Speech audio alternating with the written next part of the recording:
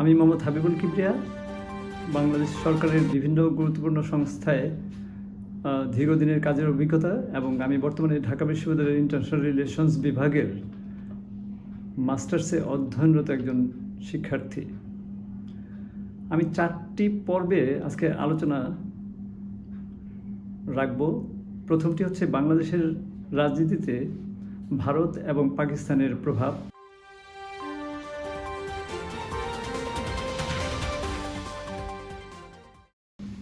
দ্বিতীয় বিষয়টা হচ্ছে বাংলাদেশের ছাত্রদের শিক্ষার মান। তৃতীয় বিষয়টি হচ্ছে বাংলাদেশের ইকোনমিক রিফর্ম এবং চতুর্থটি হচ্ছে বাংলাদেশের গণতন্ত্র। প্রথম যে অধ্যায়টি সেটি হচ্ছে বাংলাদেশের রাজনীতিতে পাকিস্তান এবং ভারতের প্রভাব। অ্যাকচুয়ালি বাংলাদেশের রাজনীতি বিশ্বের যে স্নায়ুযুদ্ধ কোল্ড ওয়ার তার সাথে পুরোপুরি সম্পর্কিত এবং এই কোল্ড ওয়ারের সময়ে আমেরিকা এবং রাশিয়ার যে যুদ্ধ, যে স্নায়ুযুদ্ধ, যে ক্যাপিটালিজম এবং সোশ্যালিজমের জন্য যে যুদ্ধ, পুঁজিবাদ এবং সমাজতন্ত্রের জন্য যে যুদ্ধ, সেই যুদ্ধের প্রভাব বাংলাদেশে কিন্তু পড়েছে বাংলাদেশের রাজনীতিতে।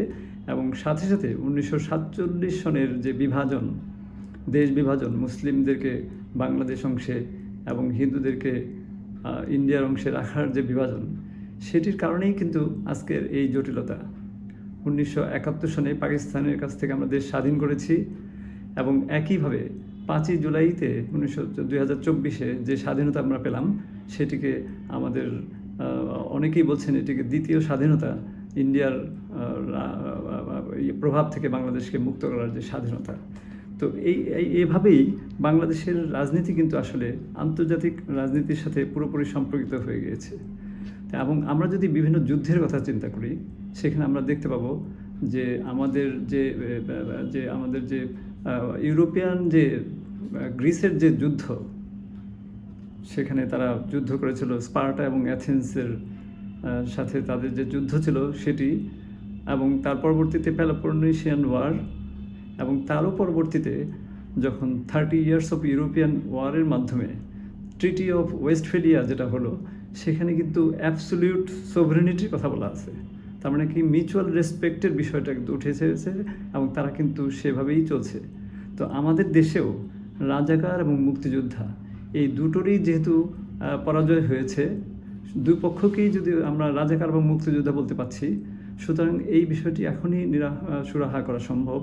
আমাদের এই অ্যাবসলিউট সোভারেনিটি, মিউচুয়াল রেসপেক্ট, আমরা কেউ কাউকে রাজাকার বলবো না, কেউ কাউকে মুক্তিযোদ্ধা বলবো না, কারণ দুটোরই পরাজয় ঘটেছে, দুটোরই বিজয় হয়েছে আমাদের দুটি স্বাধীনতা যুদ্ধের মাধ্যমে।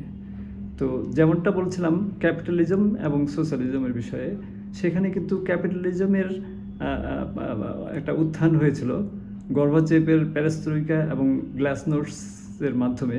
সেখানে পেরেস্ত্রোইকাতে ইকোনমিক রিকনস্ট্রাকশন এবং সিভিল ফ্রিডমের কথা বলা হয়েছিল। গ্লাসনোস্টের মধ্যে মানে সামরিক যে ক্ষমতা, সেটাকে কমানোর কথা বলা হয়েছিল কমিউনিস্ট ব্লকের, এবং ট্রান্সপারেন্সির কথা বলা হয়েছিল।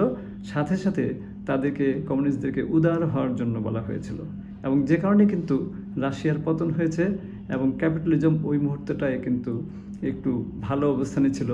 যদিও পরবর্তীতে সোশ্যালিস্টরা আবার এগিয়ে এসেছে, আলটিমেটলি কিন্তু ক্যাপিটালিজমের যে দ্বন্দ্ব সোশ্যালিজমের সাথে বা পুঁজিবাদের সাথে সমাজতন্ত্রের যে দ্বন্দ্ব, সেটা কিন্তু এখনও চলমান আমি মনে করি। এবং সেটির প্রেক্ষিতেই কিন্তু আমাদের দেশের সমস্ত কিছুই এখনও চলছে।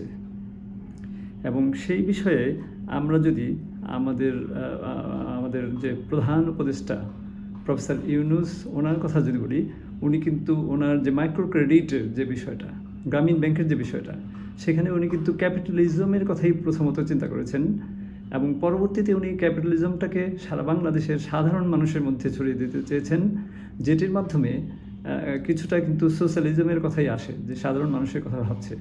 তো সেই জায়গাটায় উনি ক্যাপিটালিজম এবং সোশ্যালিজমের যে সমন্বয় উনি করেছেন মিউচুয়াল রেসপেক্টের মাধ্যমে দুটির, সেই বিষয়টার কারণেই কিন্তু ওয়ার্ল্ড কমিউনিটি দেখেছে যে আমাদের যে এক্সেপশনালিটি থ্রু গ্রামীণ ব্যাংক, থ্রু প্রফেসর ইউনূস, সেটাকে কিন্তু একটা কোল্ড ওয়ারের একটা সুরাহা আমি মনে করি।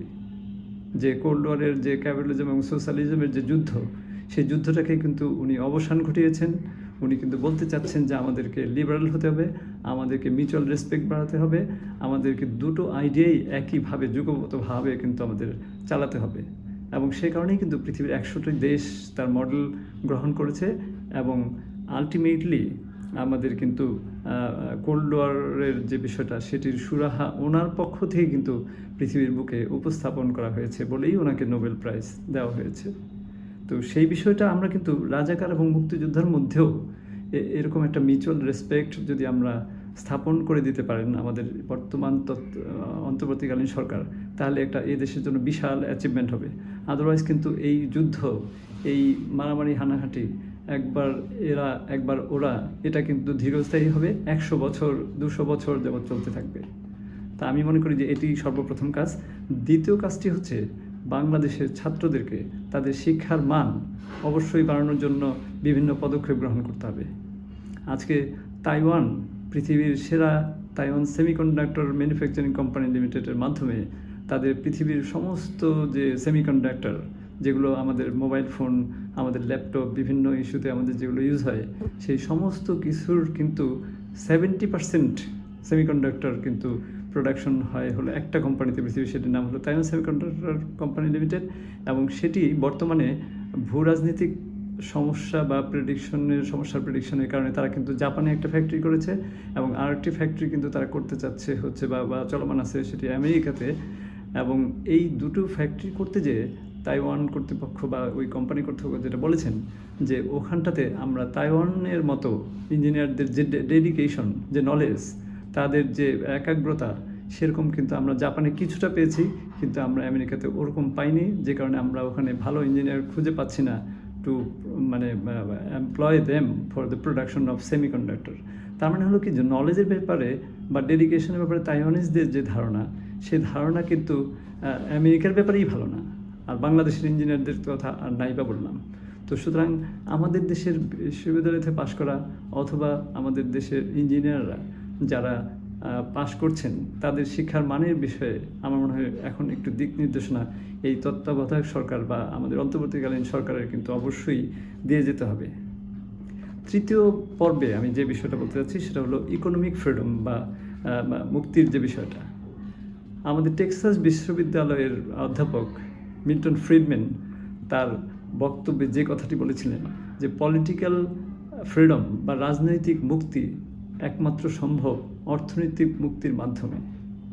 সেই অর্থনৈতিক মুক্তির জন্য তিনি কিন্তু নিও লিবারাল ক্যাপিটালিজমের কথা চিন্তা করেছিলেন, যেটি কিন্তু পরবর্তীতে সারা পৃথিবীতে ছড়িয়ে পড়েছিল। এবং সেই নিও লিবারাল ক্যাপিটালিজমের সাথে আপনার যেটা হলো যে আমাদের যে ল্যাটিন আমেরিকার যে ওয়াশিংটন কনসেনসাসের যে শর্তগুলো, সেটা হচ্ছে যে দুর্নীতি কমানো, স্বচ্ছতা বাড়ানো, তারপর হচ্ছে আপনার ফ্রি মার্কেট ইকোনমি, বাণিজ্য উদারীকরণ, এই যে বিষয়গুলো, এগুলো কিন্তু ওয়ার্ল্ড ফেমাস হয়েছে এবং ওয়ার্ল্ড ব্যাংক এবং IMF কর্তৃক একসময় এগুলো অ্যাপ্রুভড হয়েছে। তো যে কারণে আমাদের এই দিক নির্দেশনা প্রয়োজন। আমরা কি সোশ্যালিস্ট ধারণায় চলবো নাকি ক্যাপিটালিস্ট ধারণায় চলবো সেটি কিন্তু আমাদের এখনই ভাবতে হবে।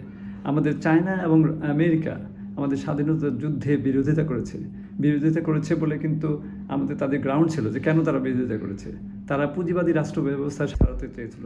আমরা রাশিয়ার সাথে প্যাক্ট হয়ে আমরা কিন্তু একটু ভিন্ন পথে যাওয়ার জন্য তারা আমাদের স্বাধীনতা যুদ্ধে বিরোধিতা করেছে। সুতরাং স্বাধীনতা যুদ্ধে বিরোধিতা করলেও চায়না আমেরিকার গ্রাউন্ড কিন্তু অন্যরকম ছিল। সুতরাং তাদেরকে হেয় প্রতিপন্ন করার কোনো কারণ নেই। আজকে আমাদেরকে চায়না এবং আমেরিকার সাথে যে দুই পক্ষের যে বিজনেস যে রিলেশন, সেটাকে অবশ্যই আমাদেরকে সম্মান করতে হবে। তারা মাঝে মাঝে 2-4টা বিচ্ছেদের কথা বললেও প্রকৃতপক্ষে দুই পক্ষের যে কম্বাইন্ড ইনভেস্টমেন্ট অথবা তাদের দুজনের যে রিলেশন, ইকোনমিক কোঅপারেশন রিলেশন, এগুলো কিন্তু উল্লেখযোগ্য ভূমিকা রাখছে। তো সে কারণে আমাদের কিন্তু এই চায়না আমেরিকার কম্বাইন্ড কোঅপারেশন, ইকোনমিক কোঅপারেশনের সাথে মিলেমিশে আমাদের থাকতে হবে কিনা, সেটাও কিন্তু একটা চিন্তার বিষয়। সেটাই বোধহয় করতে হবে আমার কাছে মনে হচ্ছে। কারণ হলো 1971 থেকে 75 পর্যন্ত এই 4 বছর কিন্তু চায়না আমাদেরকে স্বীকৃতি দেয়নি। তারা আমাদের স্বাধীনতার যুদ্ধে ঘোর বিরোধী ছিল।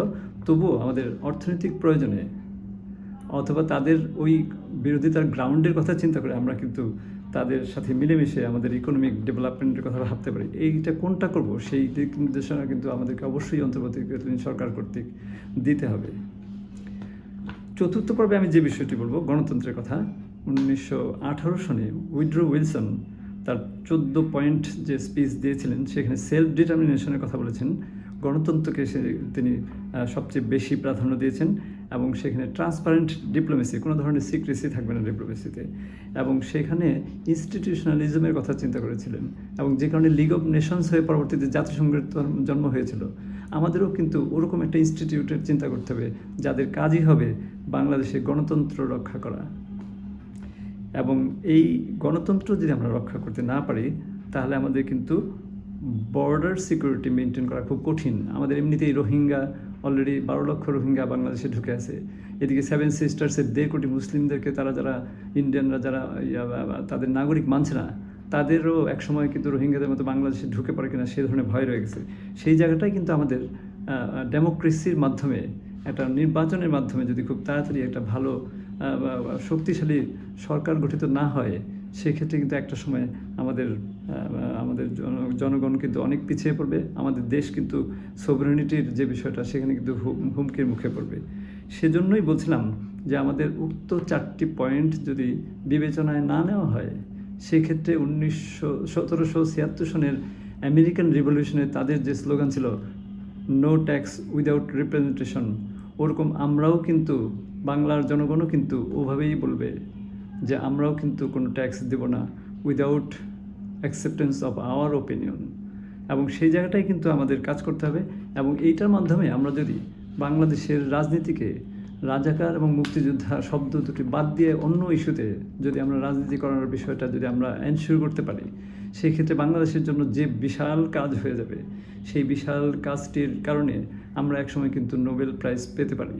এবং এই নোবেল প্রাইজের তখন অংশীদার কিন্তু যারা প্রস্তাবক এই পয়েন্টগুলোর তারা, এবং সাথে সাথে আমাদের প্রফেসর ইউনূস, উনি যেহেতু আমাদের অন্তর্বর্তীকালীন সরকারের প্রধান, উনি যেহেতু বিষয়গুলো বাস্তবায়ন করবেন, সুতরাং ওনাকে নিয়েই কিন্তু নোবেল প্রাইজ পেতে চাই আমরা। তার মানে হলো কি যে যেভাবে নোবেল প্রাইজ পেয়েছিল গ্রামীণ ব্যাংক এবং প্রফেসর ইউনূস, সেই একইভাবেই আমরা যারা এইসব পয়েন্ট এখন উপস্থাপন করছি তারা এবং প্রফেসর ইউনূস মিলেই আমরা যৌথভাবে আবার নোবেল প্রাইজ পেতে চাই। বাংলাদেশে আমরা শান্তি প্রতিষ্ঠা করতে চাই 100 বছরের জন্য। এবং অন্যদিকে আমরা যদি এই পথে না গাই তাহলে কিন্তু নিশ্চিত যে আমাদের এই রাজনৈতিক দুর্বলতার সুযোগে, রাজনৈতিক ডিভিশনের কারণে আমাদেরকে প্রচুর মূল্য দিতে হবে, যে মূল্য কিন্তু দেশের সার্বভৌমত্ব রক্ষার জন্য হুমকি স্বরূপ। তো আমি মোহাম্মদ হাবিবুল কিবরিয়া, সবাইকে অশেষ ধন্যবাদ, এবং ভবিষ্যতে আমি আরও গুরুত্বপূর্ণ পয়েন্ট নিয়ে আলোচনা করব এই আশা ব্যক্ত করে আমি শেষ করছি। খোদা হাফেজ।